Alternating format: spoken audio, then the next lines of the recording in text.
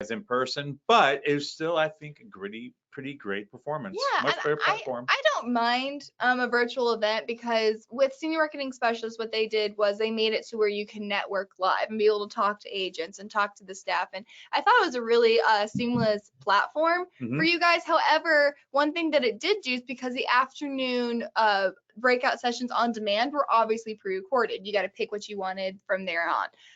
Myself and Sadie, who you all met just a little bit ago, did one on lead sources. Mike did one on, I'm not even gonna read it. Mike did one on you did a door Appointment opener setting, and yeah. appointment setting. Nope, the one that you did, Kiosk. He did a recorded one on kiosks, and then we also had some really awesome actually live where you could ask questions for those plus ticket holders.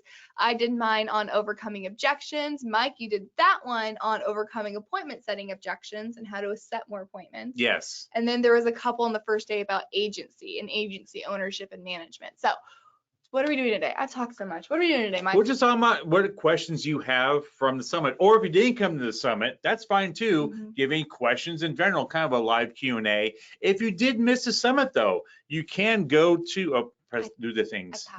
Okay, not touch. Yeah, if you go to events.summit-live.com, which if you go to SMS's Facebook page, there's a direct link there. You can log in if you already bought a ticket and watch all the recordings up to 90 days, I believe it is now. Yeah, it's 90 days. You can watch. And if you missed it, you're like, man, I didn't buy a ticket, but I know I missed some good stuff. You can still buy a ticket and watch all the recordings. So you haven't missed out completely. There is still an opportunity to do that. And it's only $49, which is a bargain. I spend more on that on lunch sometimes when I take my friends out. Okay, when I pretend that, when I'm that guy ordering 6 pizzas by myself to make the pizza guy think I have friends, yes, that is me. But still, it's fun. Yeah. Sometimes whenever I order pizza, they'll be like, oh, it's for you and your friends, and I'm there by myself, and I'm like, yeah, and I will yell in the background so they don't think I'm just incredibly fat because I ordered so much food. I do that for Chinese all the time. Anytime a Chinese takeout person gave me more than one bag fortune cookie, because they give you a fortune cookie for every person that they think ordered. So anytime they give me more than one fortune cookie, I die a little inside. Why do I have 4? I'm only 1. But that is, again, guys, today we are talking about the NAT. But again, this is just a general live question and answer for you all. So if you do have any questions that aren't necessarily pertaining to the summit, last time we did this about a month and a half ago, and we got a ton of just general Medicare enrollment. Thank you. Yeah, a little something on that. It's driving me crazy. If you do have any just general questions, feel free to go ahead and ask them today. But we did want to talk a little bit more about the summit and kind of what our experiences were with that. So first of all, do we have any plus ticket holders on here? Anybody who got to watch any of the live sessions? I'd be really curious to hear what people thought of those, and if it was worth the time, and how you guys liked. Clint Geyer, keep wiping his whole face. Clint Geyer went the first day, and he was our first speaker for the not on demand, but for the interactive breakout sessions. And the fire alarm went off twice. Yes, I remember that. In his, so you knew it was live. Yes. I actually had a friend of mine call me, and he was like, "Why didn't you guys edit that out? That was incredibly awkward." I'm like, because we can't edit live. Yeah. It was live. So Michelle said lots of great tips and lots of great info. So again, guys, throw in your questions if you do have any lingering questions from the summit. But we'd love to hear any feedback from you guys. Anybody just straight up hate it? Feel like it was a waste of time? Yeah, one of the things that I picked up on, and I didn't mention in my presentation, but thought of afterwards after hearing David speak about having your own board of directors, where you have basically your own little committee, if you would, that you run ideas and stuff by. And one of the things that reminded me of it, you may have the perfect phrasing to present a product or service or talk to your clients, but it's also all about your tone. So if you've got the perfect verbiage, but you're very monotone and you're not excited to say it, it may be, you're saying what I want to hear, but you're delivering in such a way that's not making me excited to move forward. So I think that's something to pay attention to. Yeah, we see that a lot, just like with general like presentations. A lot, you could have the best information. You could have literally life-saving, the cure for cancer. But if you can't keep people's attention, the information's literally wasted because no Right. one is going to pay attention to that. Brian said he particularly really appreciated Dan the Mangus industry updates. We do this every single year for the summit. This was our 9th annual summit. Every single year we have the opportunity to have Dan talk about what is going on with the industry. And I always find that really helpful because it's not what's going on with our industry, it's what's going on in healthcare that will reflect in our industry. And he talked about one, I can't think of her name, Amelia and I went to the website, you go to like amelia.com, and it's an interactive AI technology that is designed to be an insurance agent. And you have to be aware of that because you don't have compliance issues with that. You don't have issues with missing information. Well, that's as of right now, but it's just like, is that something that things that we didn't even think, because we always thought it was such a personal relationship between agent and consumer. Something hearing from him was really eye-opening to me. It is, and AI, of course, is coming very fast. Most people have Alexas or some type of automated AI in their house. And a lot of call centers use AI when you call in to direct you to the right person. And you half the time you may not realize you're doing it. Although you hear that, you ever get that when you're talking and say, no. Do you need customer service? Yes. A lot of times that's a bot processing your call. Yeah, there are lots of bots out there. Are you a bot? You did that noise very well. Glitching, Now I'm concerned. Christy said she had some issues, and Christy, I remember you talking with our team about it. She said that some firewall issues, and she had to watch the presentation on her Mac at home, which was very interesting. It was one, we had a few hundred people listening, and that was a one situation, which obviously it's bad enough. If it's what happens one time, then that's an issue. So hopefully, I know all of them, Christy, I think. Yeah, you should. Well, you have access to them now. So if you do have any more questions or any more issues, please let us know. Michael asked a great question about Dvh plans. Yes. Recommended on top of MAPD free dental vision plans. It seems like free dental is limited in what's covered. So I think there's kind of two trains of thoughts of looking at this. Ultimately, what I recommend doing is letting your clients or educating your clients on what that coverage looks like. I know Mike has always been a proponent of a lot of Dvh plans or dental vision on Medicare Advantage, kind of those add-ons. They used to be extremely limited. They were preventative only. So they would have appointments, but if you ended up needing to get like a crown fix or a filling, then that was going to be out of pocket. It's preventative services only.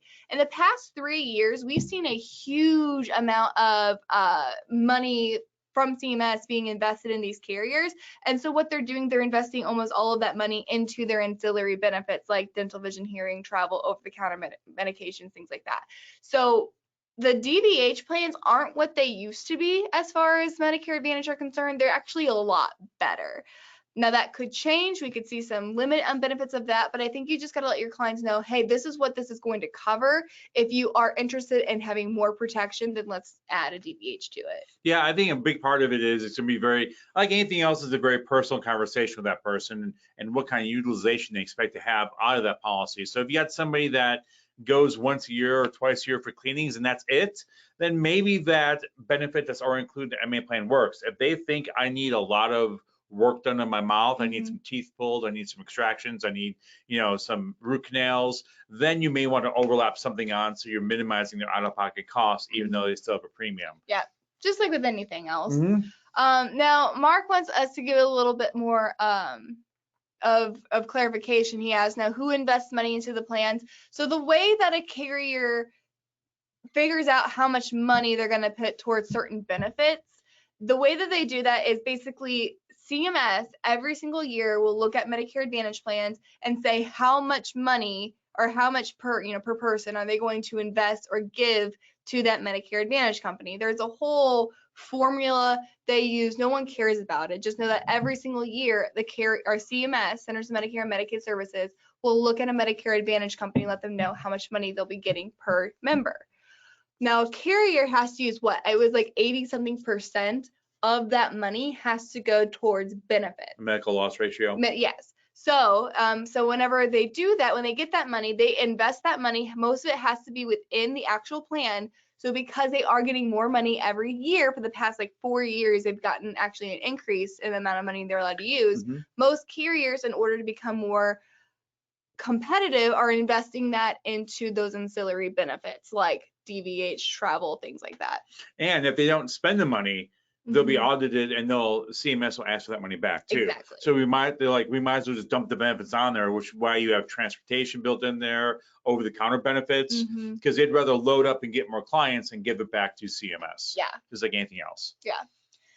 Great question. Judy was asking who is our go-to for DVH. We actually have a few go-tos right now for DVH. Pick one. Don't shop ancillary carriers. Pick a DVH carrier and then shop their benefits. So 2 of them that I'm really recommending right now. One of them is Mutual of Omaha, just because of the brand name recognition. It's a pretty standard one, not the best benefit-wise, but the brand name speaks for itself. There's also a National General who just got purchased by Allstate and is in that process. So they're about to have that huge branding. National General does have a pretty incredible DVH benefit, which is pretty exciting and pretty awesome. So they're coming out with the new one.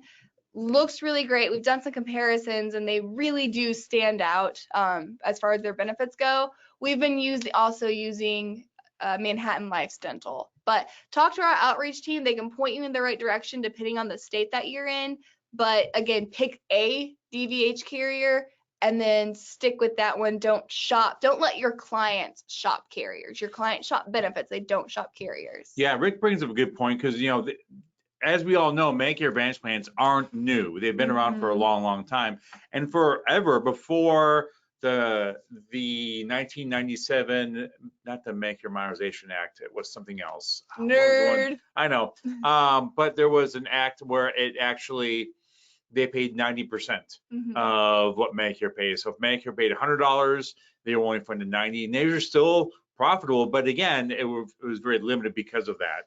And some of these extra benefits a lot of people are arguing that is too costly for taxes and such. But you know what? We've got great lobbyists in the insurance industry, so that helps. Yeah, well, that in addition with the National Association of Health Underwriters, they again are huge. If you're interested in the political stuff and what's going on in the political realm that affects our industry, NAHU has a ton. Your local NAHU chapter will have a ton of information on that. I will give a shout out to Rick, because he actually went to his state. He lives in Nevada. He went to his state and said, hey, we should have a birthday rule here in Nevada for our seniors, and pursued it, got a hold of his local representation, his local politicians, and as last I checked, it was actually up in the, it was actually being pushed through the state Senate to pass a birthday rule. So if you think you can't make a difference, you gotta remember, I feel for politicians because everyone expects them to be an expert on the subject that they're talking to them about. Like most politicians don't know how Medicare works because one, they have insurance through the state or the federal government. So they're not very well versed on Medicare. So if you want to make a difference in your state, reach out to your local politicians. And Rick is actually, if you see it pass that Nevada has a birthday rule, is actually started with Rick. So congratulations on Rick on that one. So you can make a difference, I'm telling you. Okay. Again, guys, feel free to continue to ask these questions. I'm going to scroll up to address some of them we have below or have asked earlier. So if we haven't asked your question, we're getting to it, I promise. Let's see. How did you pick the topics for the sales summit? Yeah, that's something we do every single year. Again, this was our 9th annual sales summit. So every single year we get together and kind of figure out what do agents want to learn about. There's a couple ways that we go into that. Again, for our breakout sessions, mainly we look at previous summits, what was the most popular conversations, what rooms were packed compared to other years prior. But we also look at what's coming up in our industry and what has happened in our industry. Obviously, this year, a lot of information was based around being digital. A lot of information was based around how to have an online presence, because that's what 2020 did for us. Right. So a lot of the topics are based around that. But we get a lot of feedback from our agents about what they liked, what they didn't like, and what they would like to hear in the future. So a lot of the topics that we discuss are actually topics that you all are requested. Yeah, a lot of data, basically, looking at who does it. And plus, what's the topic of agents calling in? If there's a Mhm. different underlying theme, we are going to look at that as well. Yeah, we look at different Facebook groups, we look at different forums, and of course our live chats, our emails, and what conversations our agent resources team are having, and any trends, like Mike mentioned, any trends that we see, we make a really strong point to address those. Yes, 92%. Question, what are we planning on an in-person summit next year? So that's something we always struggle with, is the day after the summit is, okay, let's start planning next year's summit. Next year is the big 1-0, our 10th Senior Sales Summit. We are 100%, God willing, we'll be doing that in person. May have some virtual options, maybe doing some other fun activities with that. So stay tuned, but we are 99% sure next year's summit will be in person, as long as no other catastrophe. COVID-21. No.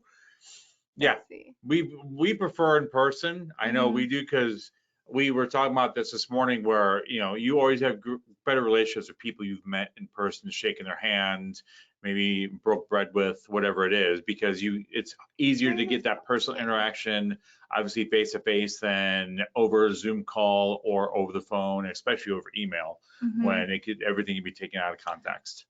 Question about who was it that purchased National General? Allstate. Are you in good hands? That's what, anytime we talk about Allstate, we just do this. Allstate just recently purchased National General.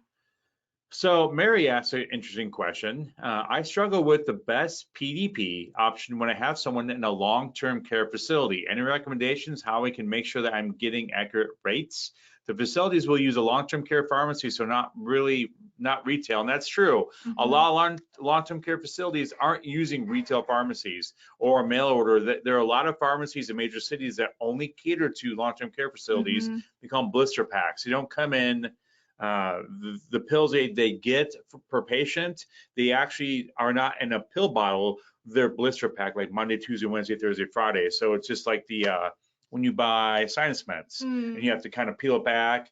That's how they come, which I found out was pretty interesting to me. It is interesting. I was able to find a pharmacy to put in the system, but I have no idea if it's close to right. You know what? Talk to the business office. When you're ever dealing with a long-term care facility or a nursing home or anything like that, talk to the business office, because they're the ones that are paying the bills and have a lot of interaction with their outside vendors. And in the eyes of a facility, you may be viewed as an outside vendor. So definitely talk to the business office and say who they use, what's going on with that, because that business office manager is typically very close to the social workers, to the administrator, to other key players in that facility. So talk to them. That's the best way I can go in there and just say, hey, who do you have? Do you need anyone rolled over? And they all are also, some of them are very savvy about working the system, which I know can be gray area for some, for a lot, but you need to know how they're viewing a lot of these things. I know in Kansas for a long time, there was if you had a med sup, there was a way to get Medicaid to pay for the med sup.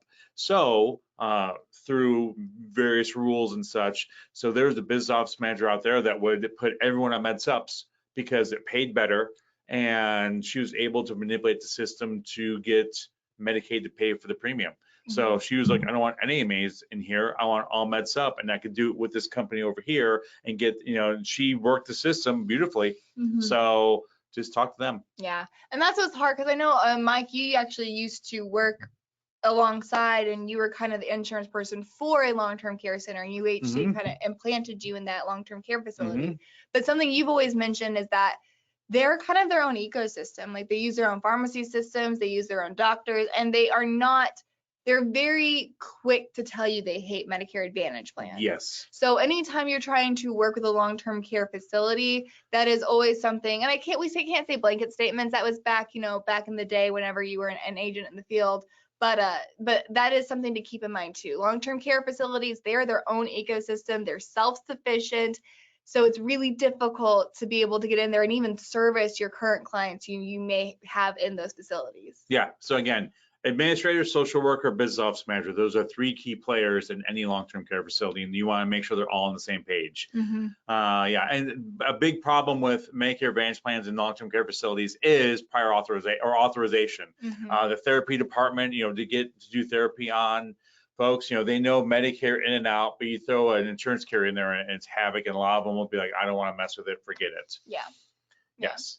A question that, again, we haven't got asked this, but it's something I see a lot of conversations about, is actually hospice care and what to do with your clients whenever they do get put on hospice or put into the hospice system, especially if they have a Medicare supplement or a Medicare Advantage plan. And the reason there's questions around this, and I'm going to read it, the reason that there's questions around this is because hospice comes from original Medicare Part A. Mhm. So a lot of people will decide that they want to go ahead and cancel their Medicare supplement or cancel a Medicare Advantage plan.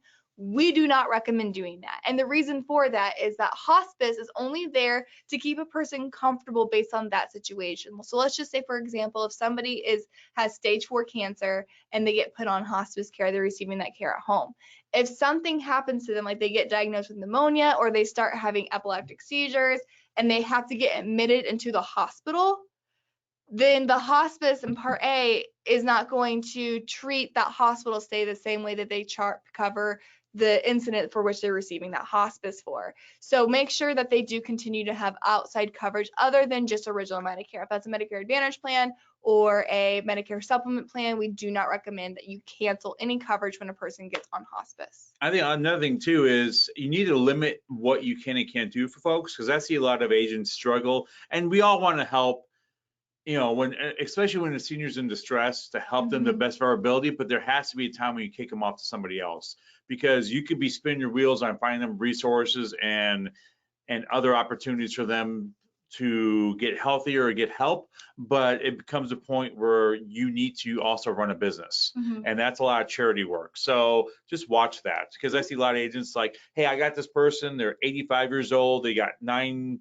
different diseases, they need help here, here, and here. I don't know what to do. It's like, one, you're not going to sell them anything. The ship has sailed for anything but maybe a final a guaranteed issue final expense. But even then, you don't really start seeing benefits until after at least year 1. Right. And hospice usually means they have less than 6 months. So I would definitely, for your tough cases, I would make sure you have a clear path to say you need to go here, and then wipe your hands of it and move on, because for every now and then you can go the extra mile and such. I'm not saying you shouldn't help. I'm just saying just be mindful of how much time you're spending with some of these higher, what do I say? People expect a lot more of your time, but you're not getting anything in return but a warm, fuzzy feeling. Yeah. And warm, fuzzy feelings don't pay mortgages. Yeah.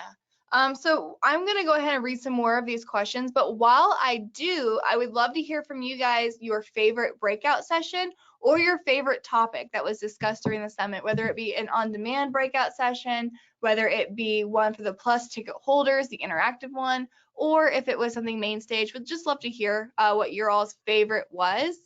Let's see. Now, a question we did get earlier was right here.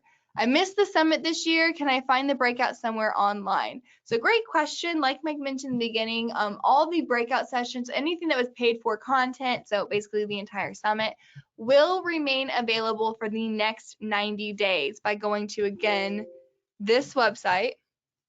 If you are already a ticket holder, you'll go to this website, you'll be able to access the content for the next 90 days. Now, if you are not a ticket holder, but you would like to purchase a ticket to access it, go to the National Senior Sales Summit website and you can purchase a ticket there. We will then grant you the access to the post content.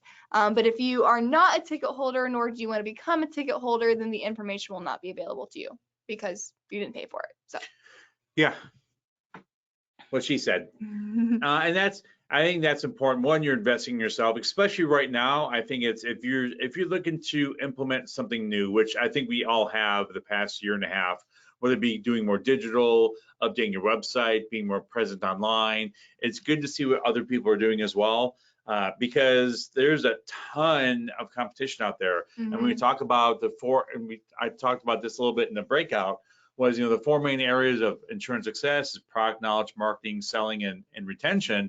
Marketing is the hardest because it's such a low barrier now to do marketing. I mean, if you have $20 in a Facebook account, you can be in front of thousands of people with a message. Yeah. So it's hard to get in front of people now, more than ever. And it's less about how are you standing out and more about standing out more often, I think, because you're competing with people who have millions of dollars of budget. So Yep. it's all about making sure that your content, that you become familiar with the book of business you're trying to get and with the potential clients. Yeah, and I always say if you're looking to do a Facebook campaign, it's almost cheaper to buy the leads than to do the campaign yourself. Because Yeah, I've talked to for a lot sure. of Facebook people that provide leads, and like, yeah, I've seen a lot of agents doing it on their own versus what we buy for, and it's almost break even. Yeah. But it's not break It's a lot even less because you work. spend a lot of you Yeah. spend a lot of time and effort trying to get it right. And if the campaign fails, then you're out. Yeah. You know, stick with the professionals. Just like you tell your clients to, hey, don't go to Medicare.gov or the care website and self-enroll. Use me so I can help you.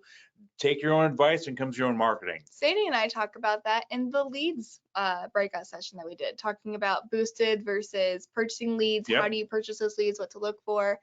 Mark asked a question: what percentage of people actually hit the maximum out of pocket in Medicare Advantage prescription drug plans? You used to know this. It was only like, I think between 4 and 6%. It wasn't a huge amount. And the number one cause of people hitting their maximum out of pocket is Cancer. Chemotherapy is the number one reason people hit their maximum out of pocket. You know what also is interesting? What else is interesting? There was I want to say a halfway house. That's the wrong term. I don't like that. There was an assistant house for people with AIDS in Kansas City, and they all hit it as well. So if you ever get a client on AIDS, because their medicine is so expensive, when it comes to their PDP plans, they will just blow through it in like 3 months. It was quite eye-opening for that. But yeah, cancer, because chemotherapy is really expensive, and you're paying 20% of all chemo costs. So that's where that cancer policy really comes into play. And it's amazing to me, again, if you haven't done this, for your own curiosity, I would say Google, after this is over, open your Google machine and go to cancer treatments in Mexico and just read through some of it, because some of it sounds so out there. But in talking to some friends of mine, when you get desperate and traditional chemotherapy fails and you're not ready to accept the fact that this may be the end for you, they have like ultralight therapy. They have aromatherapy. They have they do just stuff I've never even seen for cancer treatment down there. It's pretty eye-opening. So when you're talking to clients like, yeah, my friends in Mexico, it's like, oof, and that's all 100% out of pocket. Medicare stops at the border. So just check that out, just because you need to know that. So when clients say, yeah, you just don't come out. I'm trying to phrase this correctly. I haven't had enough coffee yet today. When clients come out of the woodwork with these things, you can have intelligent conversation with them, is what I'm trying to say. That's what I'm trying to say. There we go. So a couple, and then also we were talking about the drug portion. I know. The drug portion of it. Mark was talking about how the VA doesn't do blister packs, but the pharmacy will transfer in 2 blister packs for $2 additional fee for that. Just great things to keep in mind. Reminder that VA benefits and Medicare benefits do not mix well. They don't interact with each other whatsoever.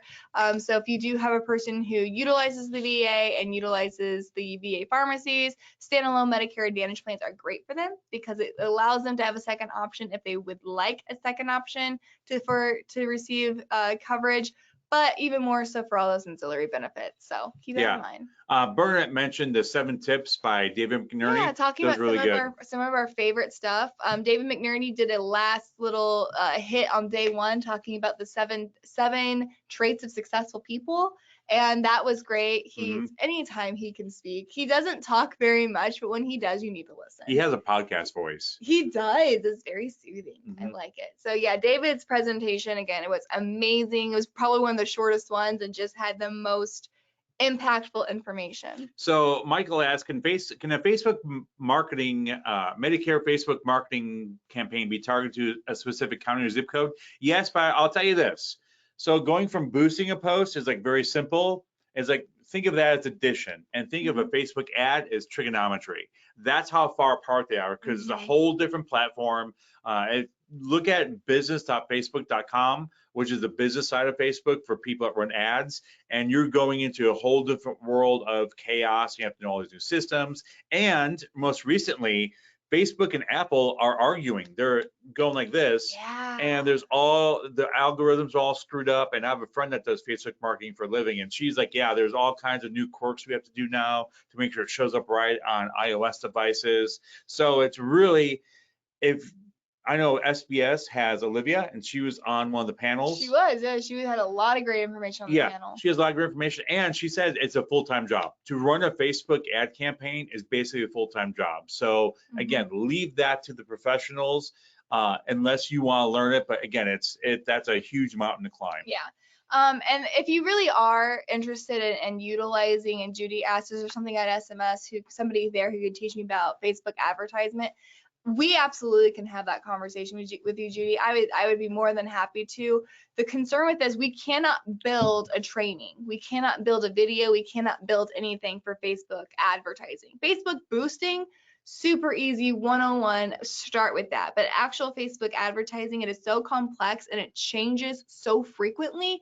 By the time we completed a training for it, it would have switched and been out of date. It's again, like I think Mike worded it perfectly. If having a Facebook page is addition, Facebook ad is trigonometry. I think that's just the best way. So if you have limited knowledge or limited time whatsoever, outsource it. Outsource Facebook advertising. It's because it is, again, you're going to spend a lot of time and a lot of money making mistakes that the experts have already made and cut their teeth with.